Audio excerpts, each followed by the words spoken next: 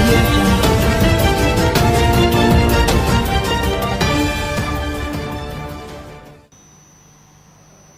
Okay బాబు, thank you. చెప్పండి.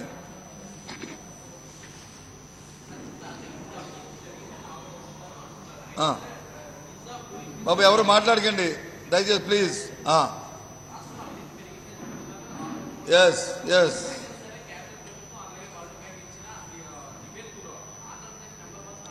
Yes ease of doing లో ఏముంటుందంటే 10 పారామీటర్లు ఉంటాయి. ఎన్ని అప్లికేషన్లు వచ్చాయి 500, ఎన్ని తాలూకా ఎన్ని ఇన్వెస్ట్మెంట్ ఎంఐఎస్ ఏం చేశారు 1000, దాని ఇన్వెస్ట్మెంట్ అంతా 6 లక్షలు. ఇవి ఓకే, అదంటే వాటి మీద ఇచ్చారు తప్ప. మీకు అర్థమైందా? ఇన్వెస్ట్మెంట్ ఇస్తే ఇది ఎక్కడ 60వ స్థానంలో ఉంటుంది. మన రాష్ట్రాలు లేకపోయినా సరే. నేను చెప్పింది ఆబద్ధమా? మరి నెంబర్ 1 ఉంటే మరి ఇన్వెస్ట్మెంట్ ఎందుకు 5480 తప్ప?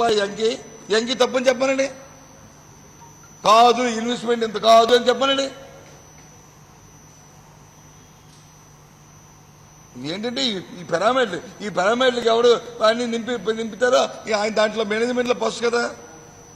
ఆ ఫస్ట్ దానికి వచ్చి ఊరిక చక్కెర. మనకు కావాల్సింది గ్రౌండ్ లో ఇవన్నీ ఎందుకండి? మనందరూ విశాఖపట్నం వాళ్ళం, ఇక్కడ కూర్చున్న వాళ్ళందరూ విశాఖపట్నం వాళ్ళం, వింటున్న వాళ్ళందరూ విశాఖపట్నం నేతలు, విశాఖపట్నం ప్రజలు కాకుండా ఆంధ్ర రాష్ట్ర ప్రజలు అంటున్నారు. విశాఖపట్నంలో ఎన్ని పరిశ్రమలు వచ్చాయి ఈ 4 సంవత్సరాల్లో? మీరు కానీ మేము కానీ అందరూ చూద్దాం. లేదు అంటే ఒక జాయింట్ ఏమనండి తెలుగుదేశం వాళ్ళని మేము మనందరం కలిసి మొత్తం పరిశీలిద్దాం వెళ్ళి. నిజమైతే ఒప్పుకుందాం. మీ ఊర్లో వచ్చేది లేదా మీకు తెలీదా? నా ఊర్లో వచ్చేది నాకు తెలీదా? ఈ లెక్కలు ఎందుకు?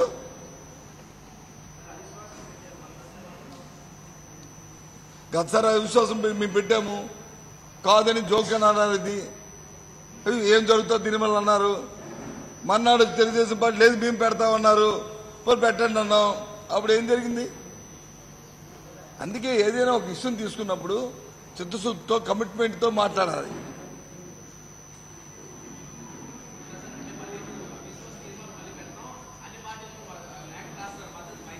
తప్పకుండా భారతీయ జనతా పార్టీ ఒత్తిడి తీసుకురావడానికి ఏ కార్యక్రమాన్ని ఏ చర్యని ఎవరు చేసినా ఈ రాష్ట్రాన్ని నష్టపెట్టిన భారతీయ జనతా పార్టీ మీద ఎవరు ఏ విధమైన నిర్ణయాన్ని తీసుకున్నా మేము దాన్ని సమర్థిస్తాం తప్ప వ్యతిరేకించాం.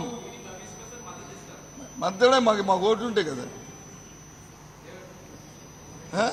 కాదు అందుకే బ్రదర్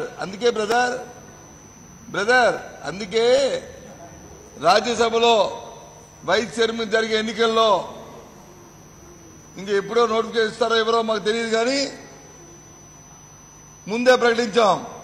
ఈ రాష్ట్రానికి యాక్చువల్గా అయితే కాన్స్టిట్యూషనల్ పోస్టులు దేనికి కూడా మా పార్టీ విధానం దాన్ని వ్యతిరేకించదు. అందుకే నేను ఆ రోజు కాంగ్రెస్ ఉన్నప్పటికీ కూడా, ఆ రోజు ప్రతిపక్షంలో వైఎస్ఆర్సీపీ ఉన్నప్పటికీ ఆ రోజు ప్రణబ్ ముఖర్జీ గారికి వచ్చి సపోర్ట్ చేసింది వైఎస్ఆర్సీపీ పార్టీ. ఆ తదుపరి జరిగిన ఎన్నికల్లో ఇప్పుడున్న భారత రాష్ట్రపతి గారికి ప్రతిపక్షంలో మేము ఉన్నప్పటికీ, తెలుగుదేశం భారతీయ జనతా పార్టీ ప్రతిపక్షంలో ఉన్నప్పటికీ దాన్ని సమర్థించింది. వైస్ చైర్మన్ ఎలక్షన్లో వైస్ ప్రెసిడెంట్ ఎలక్షన్లో వెంకయ్యనాయుడు గారికి పూర్తిగా సమర్థించింది. కానీ దీనికి ఎందుకని డీవియేషన్ అవుతున్నామంటే, ఇన్ని నేపథ్యాల్లో మనం వచ్చి ఒక నియమం ప్రకారం వెళ్తున్నప్పటికీ కూడా భారతీయ జనతా పార్టీ రాష్ట్రాన్ని నష్టపెడుతుంది. విభజన చట్టం పెట్టిన అంశాల్లో వచ్చి ఈ పార్టీ నెరవేర్చట్లేదు, ప్రజల ఇబ్బందుల్లో వచ్చి పట్టించుకోవట్లేదు. దానివల్ల రాష్ట్రానికి తీవ్ర అన్యాయం జరుగుతుంది. మాట ఇచ్చి కూడా మాట తప్పి ద్రోహం చేశారు. భారతీయ జనతా పార్టీ పెద్దలు వంచారు, మోసం చేశారు. కాబట్టి విధానాన్ని పక్కన పెట్టైనా సరే రేపు ఎన్నికల్లో వ్యతిరేకంగా ఓటు వేయాలని నిన్న జరిగిన జగన్మోహన్ రెడ్డి గారి అధ్యక్షతన జరిగిన సమావేశంలో నిర్ణయం తీసుకున్నాం, అది ప్రకటించాం. ఎవరండి? ఎవరికి అవగాహనతోనండి చెప్తాను కదా. నోటి వాళ్ళు ఏం మాట్లాడతారో అడిగి అర్థం అవుతూ. మరి 3 రోజుల కింద వచ్చి మాట్లాడి ఎవరు సీఎం రమేష్ ఏమి దమ్ముంటే ఓటేమని చేశారంటే అన్నారు లేదా? అప్పుడు అవగాహన లేదా? ఏం మాట్లాడిన అవగాహనకి నేను మాట్లాడతా. చంద్రబాబు నాయుడు వచ్చి రోజు వచ్చి మోడీ గారికి వచ్చి ఉదయాన్నే గుడ్ మార్నింగ్ గుడ్ నైట్ చెప్తాడు, చెప్తా. ఇది అవగాహన కాదా? ఏం మాటలవి? చేతగాని మాటలు, చిల్లర మాటలు, చౌకబారు మాటలు. ఎస్ సార్, పార్లమెంట్ లో మా ఉద్దేశం పార్లమెంట్ రాజీనామా చేసి ప్రజల ముందుకు వచ్చి ఎన్నికలు జరగాలని డిమాండ్ చేస్తున్నాం. మేము ప్రజల ముందు ఈ ప్రజల తాలూకా అభిప్రాయాన్ని, ప్రజల తాలూకా మ్యాండేట్ ని మళ్లీ కేంద్రాన్ని తీసుకెళ్లి, ఇదిగో ఆంధ్ర రాష్ట్ర ప్రజలందరూ కూడా ప్రత్యేక హోదా కావాలంటున్నారు, విభజన చట్టం అంశాలు ఎదరాలంటున్నారు, ఇక్కడ రైల్వే జోన్ కావాలంటున్నారు, స్టీల్ ప్లాంట్ కావాలంటున్నారని చెప్పడానికి మేము రాజీనామా చేస్తున్నాం. అందుకే మాకు ఎన్నికలు కావాలని డిమాండ్ చేస్తున్నాం. ఎన్నికల కోసమే మా పోరాటం. ముందు అటల్ వెళ్తాం, తిన్నగలుగుతాం, అంటే ఎన్నికలకి వెళ్తాం. అటల్ ఏంటి? ఏ శ్రీనివాస్ శ్రీనివాస్ చెప్తున్నాడు, క్లారిటీ చెప్పు, నాకు అర్థం అవుతుంది కొద్ది నాకు. మేము ముందస్తు ఎన్నికలకి ఎందుకు వెళ్తాం? భారతదేశంలో ఎలక్షన్ కమిషను, ఎన్నికల కమిషను ఎప్పుడు ఎన్నికలు పెడితే ఎన్నికలు మేము సిద్ధం. విధానం అడిగారు మమ్మల్ని. విధానం అడిగితే భారతదేశంలో అన్ని ఎన్నికలు ఒకసారి జరగతే ఖర్చు తగ్గుతుంది, సమయం తగ్గుతుంది, వృధా అవ్వదు, ప్రజలకు ఇబ్బందులు ఉండవు. కాబట్టి అనేది మా విధానం చెప్పాం. అంతేగాని చంద్రబాబు నాయుడు రోజుకో మాట చెప్పలే. చంద్రబాబు నాయుడు ఏం చెప్పారు? ఒక 3 నెలల కింద ఎన్నికలను ఒకేసారి జరగాలి. ఏ ఎన్నికలు?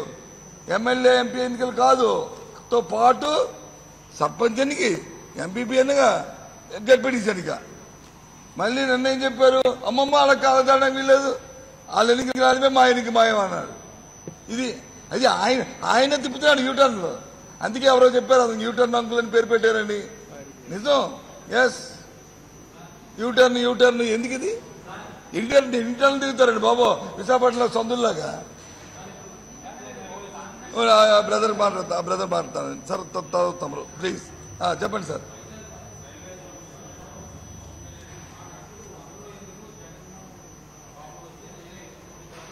ఆయన జగను బాబు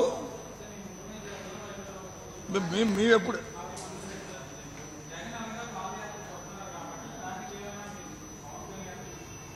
మేము పవన్ కళ్యాణ్ ఎప్పుడు రమ్మనండి.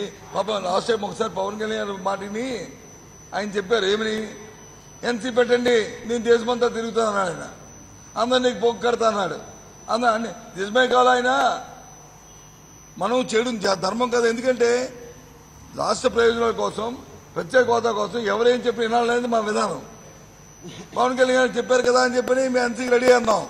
పాపం ఆయన మాత్రం అక్కడ కనబడలే. ఆయన అక్కడ కనిపించారండి? ఎవరి దగ్గరికి వచ్చారండి? ఎవరిని అడిగారండి? మళ్ళీ రేపు కూడా అలాగే ఉంటుంది. మేము రెడీ. మేము ఎవరితో వెళ్ళడానికి మా భేషజాలాలు లేవు. రైల్వే జోడే కావాలి. అది XYZ ఎవరైనా సరే మాకు రైల్వే జోన్ కావాలి. మాకు భేషజాలాలు లేవు. మాకు ప్రత్యేక హోదా కావాలి. మాకు భేషజాలాలు లేవు. ఏంటండి, వీడియో నచ్చిందా? అయితే ఓ లైక్ వేసుకోండి, లేదంటే ఓ కామెంట్ చేయండి. ఎప్పటికప్పుడు మా వీడియోస్ చూడాలంటే సబ్స్క్రైబ్ చేసుకోండి.